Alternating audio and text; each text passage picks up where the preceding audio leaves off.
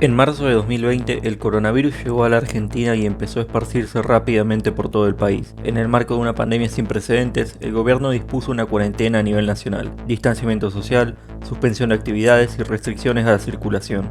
Con el paso de los meses, las distintas provincias fueron adoptando sus propias medidas sanitarias según su propia situación epidemiológica. La respuesta de varias provincias a la pandemia ha sido polémica, pero la que más ha dividido a la sociedad argentina es la de la provincia de Formosa. Formosa es una cárcel social. Que se perdió el Estado de Derecho en Formosa. Por la brutal represión y violación de derechos humanos. La versión más pornográfica del gobierno de Infran. Formosa es la provincia menos afectada por el COVID-19, con apenas 1.500 contagiados y 20 muertos. Formosa ha sido alabada por funcionarios del gobierno nacional por su manejo de la pandemia. Para alcanzar esos números, el gobierno provincial ha implementado algunas de las medidas sanitarias más duras del país. Se suspendió la entrada y salida del territorio provincial, se cortó el flujo de transportes entre los centros de población y se prohibió circular sin permiso del gobierno. Esto generó un problema. Muchos formoseños se encontraban fuera de la provincia trabajando, estudiando, haciendo turismo o visitando familiares. Pero con la cuarentena nacional, todas esas actividades se suspendieron y esas personas empezaron a volver a casa. Para vigilar el cumplimiento de las restricciones, el gobernador Gildo Infran desplegó a las fuerzas policiales y bloqueó todos los accesos al territorio. Como resultado, más de 8.000 personas quedaron varadas en la frontera de la provincia, en campamentos precarios sin acceso a infraestructura ni servicios básicos, expuestos a la enfermedad y a la intemperie. Gildo se negaba a dejarlos entrar diciendo que podían traer el virus con ellos. Atrapados fuera de su provincia y separados de sus familias, los varados empezaron a desesperarse. Hubieron enfrentamientos entre la policía formoseña y personas que intentaban romper el cerco, y un hombre incluso se ahogó intentando cruzar a nado la frontera provincial para ver a su hija de 2 años. Organismos de derechos humanos notaron esta situación y solicitaron la intervención del Poder Judicial de la Nación. En noviembre, la Corte Suprema le ordenó al gobierno formoseño que habilite la entrada de los varados.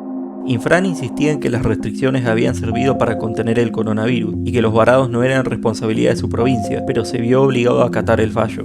Para contener una subida de contagios, Infran ubicó a los recién llegados en centros de aislamiento repartidos por toda la provincia, en hoteles, escuelas, canchas de fútbol e incluso campamentos en el bosque. De hecho, si cualquier formoseño es sospechoso de estar contagiado de COVID-19 o de haber circulado sin permiso del gobierno, el sospechoso es detenido y trasladado junto con toda su familia a un centro de aislamiento, donde son puestos bajo vigilancia policial y sometidos a exámenes médicos constantes. Los aislados, incluso los niños, son separados de sus familias y encerrados en habitaciones pequeñas sin muebles o ventanas que tienen que compartir con desconocidos, o en espacios comunes donde están hacinados juntos grandes grupos de sanos y de enfermos, en pésimas condiciones de seguridad e higiene. Los aislados también son obligados a pagar el costo del alojamiento y de los exámenes médicos. Los funcionarios formoseños han sido acusados de realizar hasta 5 hisopados por persona en menos de un mes, lo cual es peligroso para la salud del paciente, y muchos aislados han permanecido detenidos por más de un mes sin conocer los resultados de sus hisopados, o incluso con hisopados negativos. Para cubrir sus rastros, el gobierno de Formosa ha falsificado los registros médicos de los detenidos. Los centros de aislamiento llegaron a los titulares nacionales el 5 de enero de 2021, cuando una mujer, que habían aislado separada de su marido y sus hijos, perdió un embarazo porque el personal del centro donde se encontraba le negó la atención médica.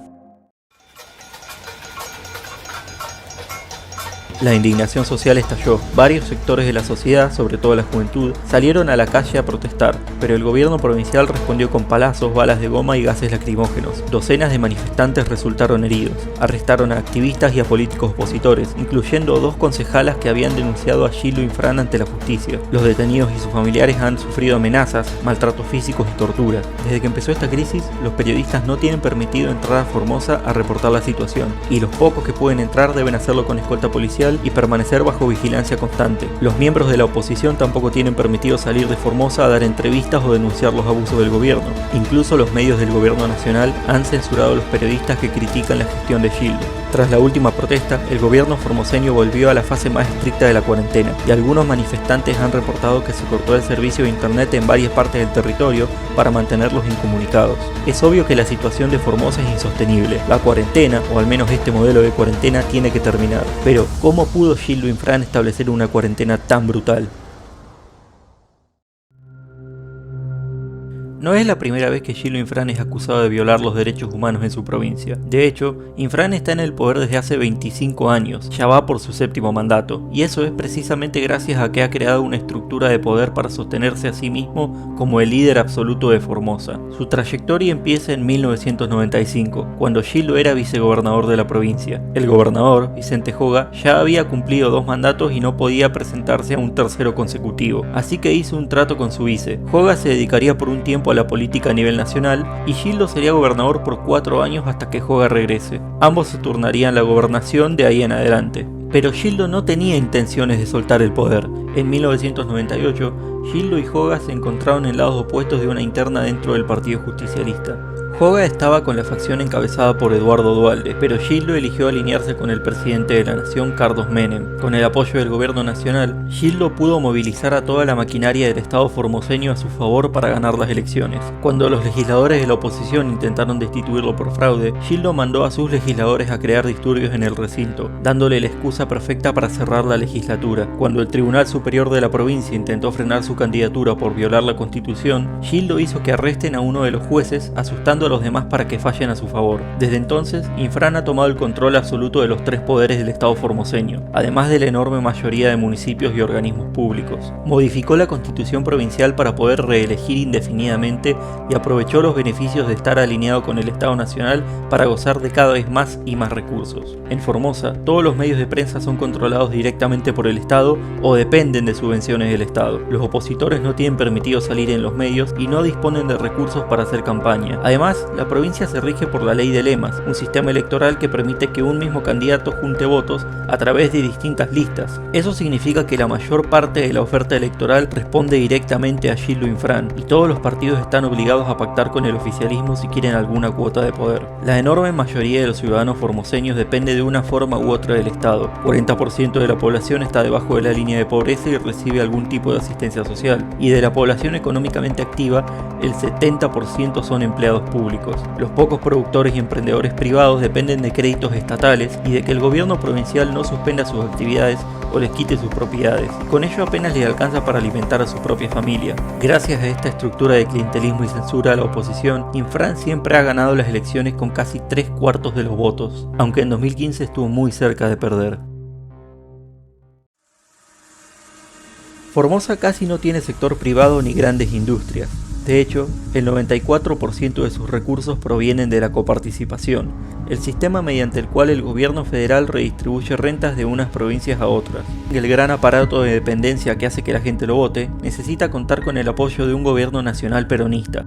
Pero en 2015, el peronismo se dividió en varias facciones, mientras que los partidos no peronistas se unieron en todo el país. Aunque Gillo se las arregló para ganar las elecciones provinciales, tuvo que pasar 4 años sin tener aliados en la Casa Rosada y sin contar con los recursos del Tesoro Nacional. Su peor miedo es que ese escenario se repita y esta vez termine perdiendo el poder. Por eso Gillo se alegró cuando en 2019 el peronismo volvió a unirse en una gran coalición y retornó al Poder Ejecutivo Nacional. El gobernador se aseguró de que el peronismo formoseño juegue un papel importante en la coalición de gobierno. Colocó a un hombre suyo, José Mayans, como jefe del bloque peronista en el Senado de la Nación, un lugar desde el cual Mayans ha defendido la actuación de su gobernador. También el secretario de Derechos Humanos de la Nación, varios ministros e incluso el propio presidente han salido a defender a Gillo y su gestión de la pandemia. Denuncian una campaña de desprestigio por parte de la oposición y sostienen que la cuarentena estricta ha ayudado a mantener a Formosa segura frente al coronavirus. Pero con los casos cada vez más flagrantes de abusos a los derechos humanos y represión de las libertades políticas, son cada vez más los ciudadanos que piensan que Formosa es prácticamente una dictadura y piden al gobierno que declare la intervención federal y reemplace a Gillo como gobernador. Pero, ¿eso ayudaría en algo? Formosa no se convirtió en un estado clientelista con Gillo Infran, sus problemas vienen de mucho antes. Lo que hoy es la provincia de Formosa solía estar ocupada en parte por pueblos originarios y en parte por Paraguay, que cedió sus reclamos sobre estas tierras a la Argentina luego de la guerra de la Triple Alianza. Argentina declaró a Formosa un territorio nacional y empezó a enviar colonos a ocupar estas tierras. Los colonos nunca desarrollaron actividades económicas importantes ni infraestructuras que los comuniquen con el resto del país. Básicamente el gobierno los subsidiaba para que vivan ahí y justifiquen sus reclamos territoriales. Cuando el Estado empezó a repartir los terrenos fiscales en Formosa, lo hizo de dos formas. A los amigos del poder, los llamados latifundistas, les vendieron grandes extensiones de terreno y les concedieron contratos públicos sobre los recursos naturales de la provincia, mientras que los campesinos y aborígenes fueron enviados a ocupar parcelas de tierra pequeñas, pero sin otorgarles títulos de propiedad. Estos campesinos, llamados minifundistas, tenían terrenos pobres y tecnología primitiva, por lo que su trabajo apenas alcanzaba para subsistir.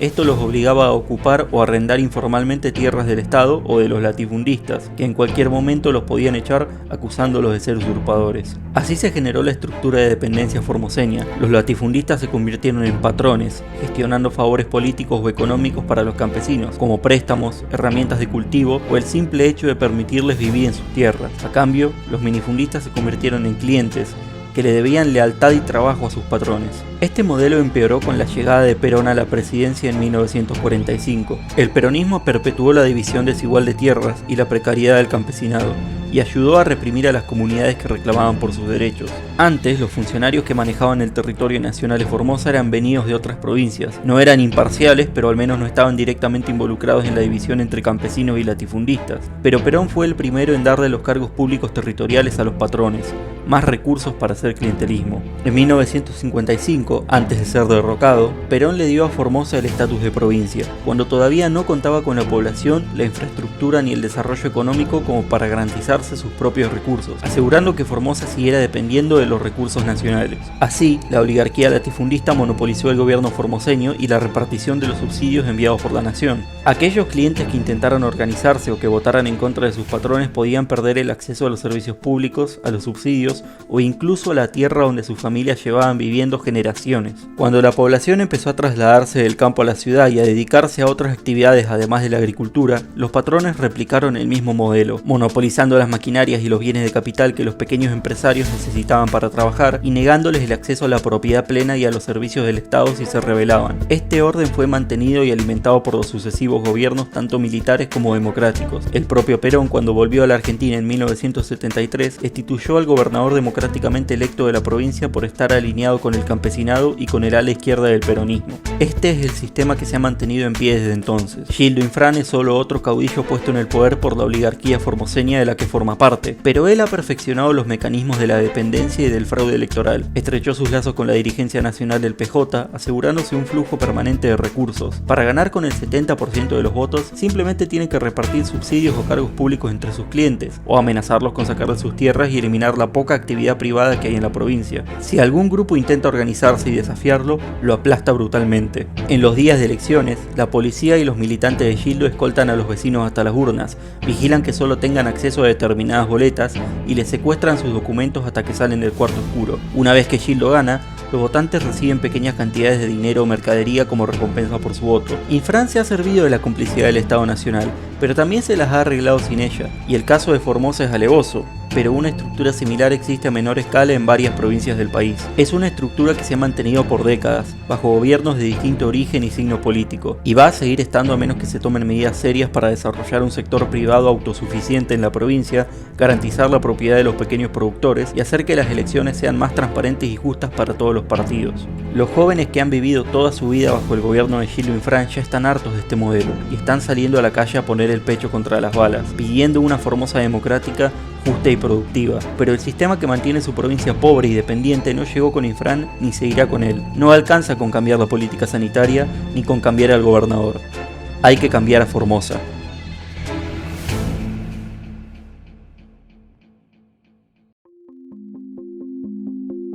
Si te gustó el video, suscríbete y dale like. Si deseas que hablemos de algún tema en específico, podés escribirlo en la caja de comentarios. Recordá que podés encontrarnos también en nuestras redes sociales.